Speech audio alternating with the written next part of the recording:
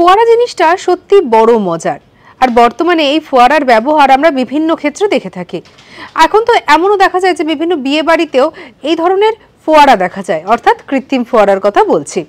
হ্যাঁ, যদি বলা হয় যে ন্যাচারাল যে ফোয়ারা, সেই ফোয়ারা তো আমরা দেখেছি, কিন্তু কৃত্রিম ফোয়ারা কিভাবে আবিষ্কার হলো বা কবে আবিষ্কার হলো সেটা নিয়ে আজকে আপনাদেরকে বলবো।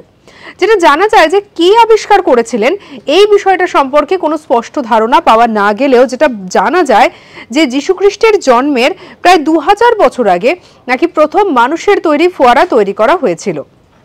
এমনকি এও জানা যায় যে প্রথম তৈরি করা ফোয়ারাটা বিভিন্ন মত রয়েছে, তার মধ্যে একটা মতে যেটা বলা হয় যে ইজিপ্টে নাকি ইজিপ্টিয়ানরা তারা প্রথম তৈরি করেছিলেন এই ধরনের আর্টিফিশিয়াল ফাউন্টেনকে।